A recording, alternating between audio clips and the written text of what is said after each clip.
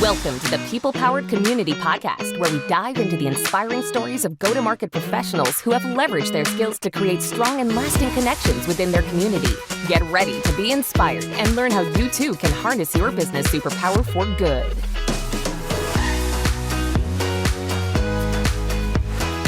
Hello, and welcome to the People-Powered Community Podcast. I'm your host, Leslie Greenwood, founder and CEO of Chief Evangelist Consulting, and we're live with a new episode today with the founder and CEO of Reveting. Welcome to the show, Jessie Lizak. Thank you so much, Leslie. I'm really grateful to be here. Oh, I'm excited.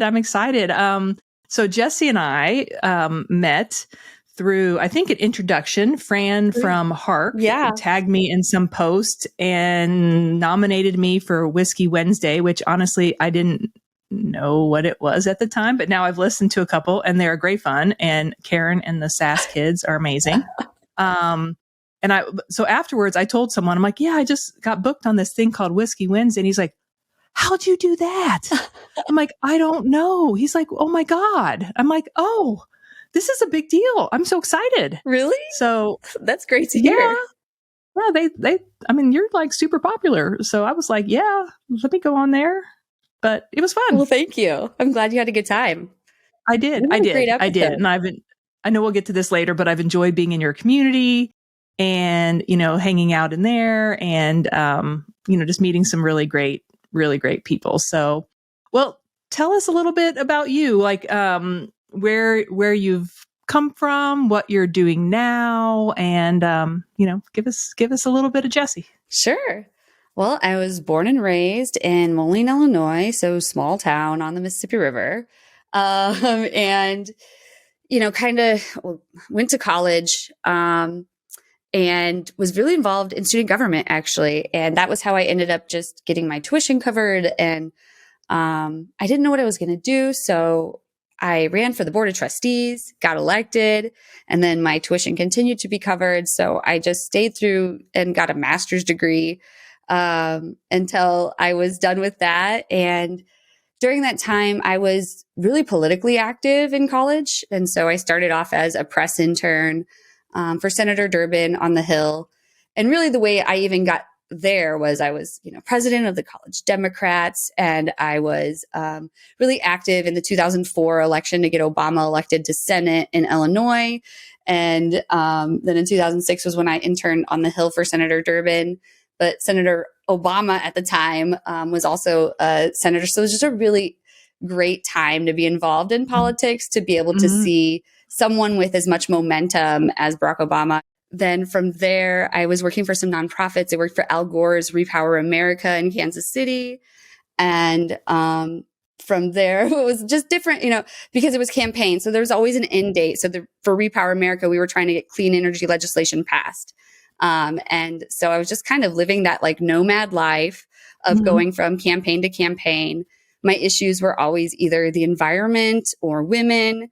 And then once I got to California, married, for love and went to California to follow my husband and tried to continue to do the political thing out there. And I did do it for a little while. And I was living in, right outside Oakland. So it was Union City, close to the Silicon Valley, lots of tech companies around.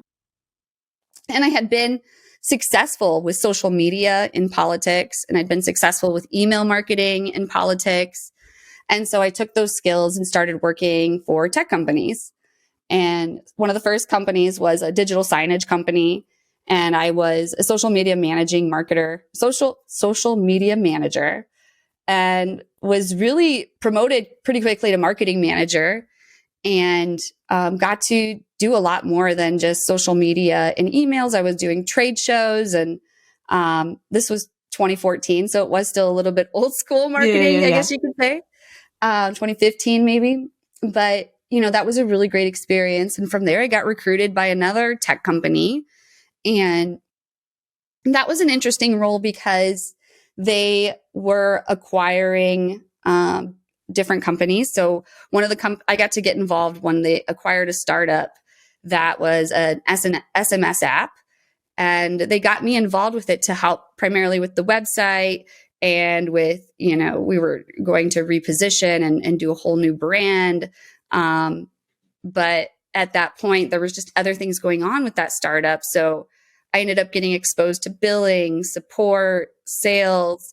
Standard startup land. I was the vice president of mail distribution North America once, which just meant I sat closest to the door to deliver the mail to people. Yeah. See, exactly. So it was just right place, right time. And that was how I ended up being able to climb the leadership. Was we were selling to other marketers, and I knew nothing about sales. I didn't know what medic was. I didn't know any of these like sales acronyms. I was just helping other marketers set up automated text messages. And I knew that if I could help them automate it, then there was more volume, and then sales would be easier, and they wouldn't want to set that back up. So I just got successful at inbound, and I got successful at sales, and climbed my way through leadership there. And from there, that was really where I really decided, like, I really just wanted to do marketing. And that's what brought me to here today and focusing on personal brands. Awesome. Well, tell us how you started Reveting. Like, what was the impetus for that? And tell us more about that company.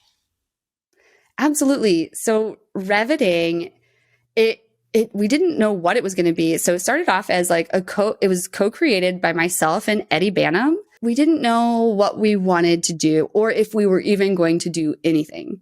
But what we really wanted to do was just start going live on LinkedIn and hanging out with some friends, you know? And so we were like, well, let's just put Reveting on hold and we'll just start going live. So in the beginning, Whiskey WinsDay was Eddie and I going live every Wednesday. And, you know, things just changed, and we had a great time for a year. You know, we brought in a lot of different guests, but what it came down to is like, we just never really fully agreed or got behind one idea with Reveting. And so, you know, once things got a little more serious, he already had his own company. He already had EB3, you know? And so the efforts he were putting in, it was just, you know, it made sense that he would go, you know, work with EB3. And I just was like, well, I'll do what I'm going to do with Reveting. So I went and opened up an LLC and defined Reveting as a LinkedIn agency, which really, I think, you know, the long-term goal is a B2B marketing agency, like the premier B2B marketing agency. Because already I offer CMO fractional services in addition to LinkedIn, done for you LinkedIn services. And you told me something about the name when we were talking. So tell me what Reveting stands for. I didn't put that together, but I love it. So Eddie was a salesperson, and I think he's account manager is his title technically. And I was a marketer. And so the conversations we were having were about sales and marketing alignment. And so, you know, I don't know if he would agree to this, so I don't want to speak for him, but, you know, we were talking about, from my perspective, how sales was kind of outdated, you know, and where I had seen success had been only inbound. So I could only speak from my own experiences, and I'd done sales, but it really wasn't real. I didn't know all the sales acronyms, and I wouldn't have called myself a salesperson, but I was selling high ticket. And it was just because I was helping people and I was bringing them inbound. So they were finding us on the internet. They were finding us on G2. There was no cold calling. There was no outbound.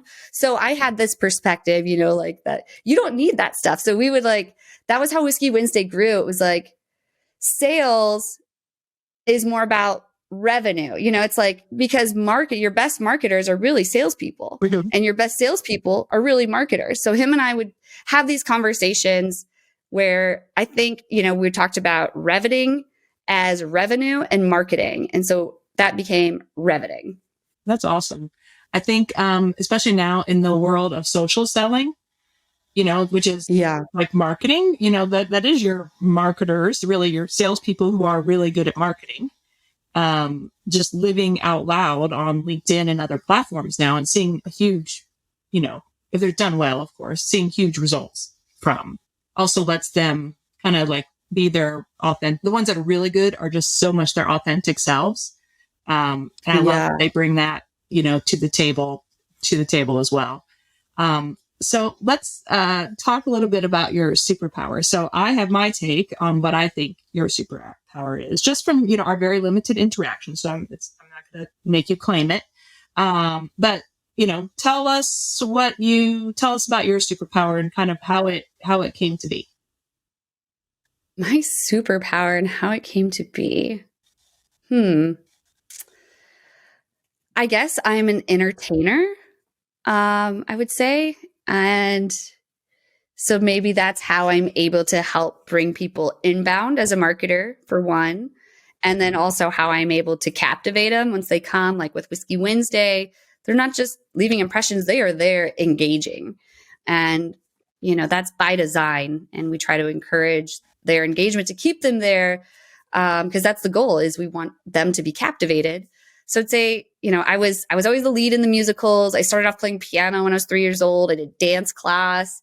I was always just like a show person. I'm introverted and extroverted, so it can sometimes be surprising for people. But when I can plan out my being extroverted, then I take it very seriously, and I can be an actress. I can be, I can really put on a show. But I'm awkward because I also like to be introverted, which is good for me. And I think that's where I find my success, because I'm able to get a lot of things done. So I think, I would say entertainer is my superpower. Yeah. Yeah. I mean, you've already told us kind of where that came from, that is something that drive to kind of like, be out there and be in front of people. And, I could obviously see that very much in Whiskey WinsDay. Like, you are on, and it feels so natural. I mean, I didn't know that, honestly, I had no idea that entertaining or being on stage was something you had done. I just like, oh, she has got a lot of energy, and, very engaging, and, brings that to the forefront. This is interesting thinking about it, because what I was going to say, my impression of your superpower is, because I'm in your community, having been a guest of your show, and you are such an good engager. Like, you engage the community, and sometimes, I mean, you and I both know, we both in communities, that you cannot get engagement for anything, and it's like, it feels like you're sitting on death's doorstep. And the way you do it is just so authentic and human, and it really brings out that same thing from the members. So they're not just saying, oh, yes, no, da, da, da, da. They're like sharing things. And like we said, I sent you a Slack a couple weeks ago just saying, I just love the way that you're doing this. And I think if I could clone a community manager and like make 17 of them and then put them in every single one of my communities that I build, like, I'm going to use you. And we're going to clone that. That means the world coming from you. Yeah, there's a skill to it. People don't realize how much of a skill, like creating engagement, creating, content that's engaging, creating connections between members. You can't be a keyboard jockey. Like, there's so much more that goes into it. And either I don't know if you've thought about it, but like, it comes naturally to you, or you have to study and have this mind of customer service, customer success, and I don't know, a certain kind of personality that makes that seem natural and authentic. I don't know, but. Well, thank you. Oh, of course. Your superpower of entertaining. So you also mentioned being really good at building personal brands that increase business engagement, boost marketing, and drive revenue. So like, how do you see those two things interacting? Like, how do you see the A plus B, or A leads to B, which leads to this really amazing outcome C? Honestly, I'll say I've used the Chris Walker book in marketing, of like taking all your web forms on your website and making it required that people tell you how they heard about you, and not in a drop down that's pre-filled out, but just allow them to type in messy data. Most companies don't like messy data, qualitative data. I did qualitative research when I was getting my master's degree. I interviewed people and I would transcribe everything they said, and then I would study the trends. And so I think taking that like on a smaller scale, and anyone coming in on the website telling us exactly how they heard about us from their words, And that's how you're going to attribute personal brands. Because you will see, and I've seen it over and over again, and I just shared this on the Hype Cycle. I was able to be a coach on there, and I shared some, real qualitative data that they can see. Like, here's what the attribution tool says. Here's how HubSpot says they come in. You put a pixel on your website from HubSpot, and they'll say they came in organic, direct, referral. Okay, well, then we break down those organic ones. How are they really hearing about you? Well, they'll say they heard about you on a podcast, and then they went and Googled you, or they heard about you on LinkedIn. Like, you'll see that over and over again, like you can even like when I look at lead X's, we'll see LinkedIn, or, David's LinkedIn, Jessie's LinkedIn, or Deconstructing Data, which is our live broadcast and podcast. And so people are hearing about us and connecting with us as humans through these channels. And then they're going to look for the website, and then they're going to Google, our industry. And so for me, that's how I've connected the dots, is through data and just by asking people and not being afraid of messy qualitative data. I love myself some messy qualitative data. Yes. Asking back that I've worked with. Like, if you, like on a NPS, if you don't ask, not just like, why did you give this? And like, what's the best part of being part of this community? What would you improve? Like, those stories are what give you more information than any click button on a thing. You just have to have someone committed to read it. And actually, I'm going to make a note right now, because I'm going to go change my contact form on my website. No, it's after this call. It takes a while because, of course, once you'll start collecting the data, and not all the leads that come in are going to close. But once you start seeing people close with that data, then you go look and you see who are your customers. And maybe you don't even just look at your customers. Who are your customers who keep coming back? And then see what did they put in? How did they first hear about you? And I guarantee you it's going to be LinkedIn, or it's going to be from Johnny on LinkedIn, or it's going to be whatever podcast you're doing, because people connect with people, not brands. I love it, which is also why community is so important, because people connect with people, and brands can help people connect with people, which then creates this affinity between the people and the brand. Well, I'm so glad you said that, Leslie, because honestly, the way I get activity on LinkedIn is through community. LinkedIn gets all the credit. Yeah, but it's not, they're the manner in which, but it's the community that. The community. Yeah. That's amazing. So I have one more question before we wrap up. And that is, as you think about your superpower, and, there's someone else out there and they're in sales or marketing or, another field, and they're like, oh, I love being on stage, or I love entertaining. Like, what's one tip that you could give them that they could think about how to use that to better their career or their life? I like it. I would just say create your own stage. That's what I've done. We live in an age now where you don't have to go try out. You can just go make your own. So that's how I see StreamYard, is I just created my own stage. And the other really important thing is you can't be afraid to fail, because you're going to fail. Yeah. The first few times you go live, it probably won't even go live. You know what I mean? Like, it's just be ready to fail. And as long as you are okay with being a little embarrassed from time to time, from messing up, that's it. That's how I approached being a guest on a podcast. And then eventually now hosting my own, and you are only my fifth interviewee. So yeah, no, I'm all about being open about failing. But okay, so I have this, you probably can't see it, but back up here, I have like 3 things. You probably can't read them, but they're one-liners that I've gotten from the 4 people that I've talked to on the podcast so far, and that I've written down. So I'm like, I want to take this away. And so I'm taking away, I'll be writing, this will be back on my board, is create your own stage. So create your own stage. Thank you for giving that to me, because that will now live on my board so that I can also remember it. Well, Jessie, this has been such a terrific episode. I really appreciate you taking your time to share your story and your superpower with your listeners. You can connect with Jessie on LinkedIn. Give us is LinkedIn the best place to find you, or where else should we check you out? Yes, you can find me on LinkedIn or at Jessie, Jessie, @reveting.com. All that will be in the show notes.